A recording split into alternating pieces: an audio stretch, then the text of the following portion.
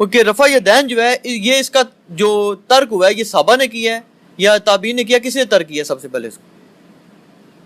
ताबीन ने। मेरा इस पे मसला 70B है जिसको देख के कई लोगों ने रफा यदैन शुरू किया। वो जिन ताबीन ने इसको तर्क किया है वो आपके नजदीक गुमराह कज़ाब है? कौन लोग? नहीं, कोई नहीं है। हम ये कहते हैं कि वो उन्होंने नमाज के लोस दर्जे को अडॉप्ट किया है, उनके नजदीक रफा यदैन सुन्नत है, अगर कुछ छोड़ भी तो खैर है। नहीं, जो नेक भी हो सारा कुछ हो वो फिर आपको उससे अपने आप को ज्यादा तो मैं तो ये बात करूंगा कि उनसे ज्यादा नेक असहाब है। और इमाम बुखारी की किताब जुज़ रफ़ल यदैन में है कि अब्दुल्ला बिन उमर उन लोगों को कंकरियां मारते थे जो नमाज में सुस्ती की वजह से रफ़ल यदैन छोड़ते थे। तो अब्दुल्ला बिन उमर के जमाने में ताबीन छोड़ गए थे ना, अब्दुल्ला बिन उमर कंकरियां मारते थे, तो हमें कोई तकलीफ नहीं है, हमारे सामने करेगा हम उसे कंकरियां मार के सहाबी की सुन्नत पे अमल करेंगे। हम तो सहाबा के साथ है ना, ताबीन वर्सेस सहाबी आएगा तो हम सहाबी को लेंगे, और सहाबा कराम वर्सेस नबी इस्लाम की मरफू हदीस आएगी, अगर टकराती ना हो तो नबी इस्लाम को मतलब हम प्रायोरिटी देंगे अगर टकरा जाएगी। तो मसला ये रफ़ा यदैन का नहीं है। और दूसरा ये कहते हैं कि रफ़ा यदैन सुन्नत है वाजिब, ऐ सवाल करो, हम कल कहते हैं कि वाजिब है, हम कहते हैं हाथ बांधना भी सुन्नत है, हाथ छोड़ के नमाज पढ़ना भी सुन्नत है। बल्कि मुझे याद आ गया आपकी बात से, वो कुरैशी साहब ने सवाल, एक बंदे ने सवाल पूछा ना कि जी मैंने इतने अरसे से रफ़ा यदैन, बल्कि उसने कहा जी मैंने अहले हदीस से पूछना मसला। वो उस अहले हदीस ने जब जवाब दिया ना, उसने कहा जी आपकी जो हो गई हैं बस उनको छोड़ दें। उसने कहा जी रफ़ा यदैन के बगैर नमाजें पढ़ी हैं। हनीफ कुरैशी से फौरन बोल पड़े, उन्होंने कहा इससे मसला ये निकला कि आपके नजदीक रफ़ा यदैन के बाद नमाज हो जाती है। वो कारी साहब ने कहा, खलील साहब ने, उन्होंने कहा जी मेरे से सवाल हुआ है। उन्होंने कहा नहीं मसला तो मैंने निकाला ना। जी मसला मैं निकालता हूं मुफ्ती हनीफ कुरैशी साहब। फिका हनफी का बुनियादी मसला है कि नमाज में हाथ बांधना ये नमाज का रुकन नहीं है बल्कि सुन्नत है।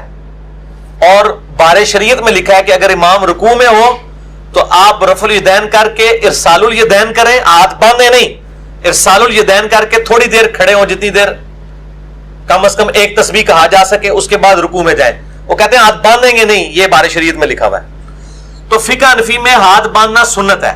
हम कहते हैं जहां आपने रफ़ुल यदैन की सुन्नत को छोड़ा है, सुन्नत कह के आप हाथ बांधना भी छोड़ दें, हम आपके साथ होंगे। कभी इस सुन्नत की भी कुर्बानी दें ना, जब सुन्नत को आप कहते हैं। हम आपको फिर तिरमिज़ी की हदीस नहीं सुनाएंगे कि 6 लोगों पे अल्लाह की लानत है, उनमें से एक वो है जो मेरे अहले बैत की तौहीन करे और एक वो है जो मेरी सुन्नत को छोड़े जानबूझ के। हम ये आपको तिरमिज़ी की हदीस नहीं सुनाएंगे, वो आप अपने आप को खुद ही सुनाएंगे कि हाथ बांध के नमाज पढ़ना ये कहते हैं सुन्नत है। कहते हैं क़याम वाजिब है। ये डॉक्टर तरुल कादरी साहब का इवन क्लिप चढ़ा हुआ है, मैंने खुद सुना अगले दिन कि जी हाथ बांधना तो बेसिक अरकान में से नहीं है। बेसिक रुकन तो क़याम, रुकू के बाद खड़ा होना, उसके बाद 2 सजदे, 2 सजदों के दरमियान बैठना, 2 रकतों के बाद बैठना और आखिरी तशहुद बैठ के सलाम फेरना। ठीक है, बेसिक अरकान यही है। हम कहते हैं सिर्फ रफ़ुल यदैन से क्यों छेड़ा इनको? ये जिस तरह रफ़ुल यदैन छोड़ते हैं और कभी कभार वित्रों का रफ़ा यदैन भी छोड़ दें, कभी कभार ईद का रफ़ुल यदैन भी छोड़ दें, ताकि सुनते छोड़ने की आदत डाले ना। ये दूसरी तरफ ये कहते हैं यहां मिसवाक भी लगाई होती है, छोटी छोटी सुन्नतों में अमल करते हैं, और जब रफ़ुल यदैन की बारी आती है कहते हैं सुन्नत ये खैर है बस। तो भाई इसकी फकी मैं इनको दे सकता हूं कि हाथ बांधना भी सुन्नत है, इसे भी छोड़ो। नहीं, ये तो इन्होंने बात की है ना, इन्होंने किसने की थी? अब्बास रिजवी साहब के, मैंने सुना था। किसकी सुना था? उन्होंने कहा जी हमने ये बात की ही नहीं, हमारा तो मुकदमा ही नहीं समझते अहले हदीस हज़रात। वो कहते हैं जी हमारा मुकदमा ये नहीं है कि हम कहते हैं रफ़ा यदैन मतलब है कि ये सुन्नत है, यानी वो कहते हैं जी हमारा मौक़िफ़ ये है कि ये है सही, बिल्कुल हम मानते हैं ये सुन्नत भी थी, मनसूख होगी ना। नहीं, ये मुकदमा इनका दूसरा है। इनका मुकदमे 2 इन्होंने, ये मुफ्ता बी वाला चक्कर है। कभी ये मसला बनाते हैं, कभी कहते हैं जी आप शाफी, मालकी और हम्बली होकर कर सकते हैं, ये कहते हैं ना।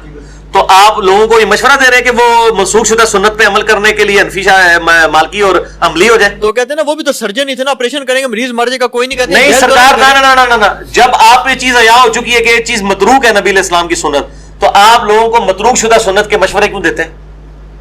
ना दे मशवरे, फिर आप मालिक को भी गलत किया और लोगों को कभी मालकी ना होना, क्योंकि मतरूक शुदा सुन्नत पे अमल कर रहे हैं। ये इनके जवाब ये होते हैं। और दूसरी तरफ ये जवाब होता है कि है तो सुन्नत ही, अगर कोई छोड़ दे तो क्या नमाज नहीं होती?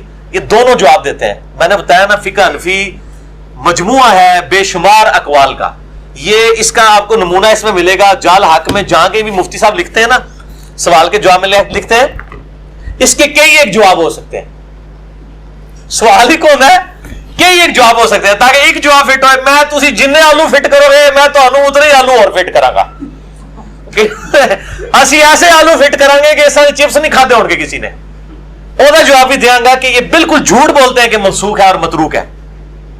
बिल्कुल हम कहते हैं ये एक हदीस साबित करें, आज तक इन्होंने जितनी हदीसें निकाली है ना अब्दुल्लाह इब्न मसूद की, उसमें सिर्फ ये आता है, वो रवायत भी ज़ईफ है अगर ये सही भी माने, उसमें सिर्फ आता है इब्न मसूद ने नमाज पढ़ के बताई, उससे एक दूसरा तरीका साबित होता है। जैसे पगड़ी वाली हदीस से टोपी की नफी नहीं होती, टोपी वाले से पगड़ी की नहीं होती। मनसूख की कोई रवायत नहीं है कि रफल यदैन मनसूख है, इसके साथ कोई हदीस मौजूद नहीं है। ठीक है, ये कहते हैं दोनों तरीके हक है। ये पुराने इतराज हो गए इनके।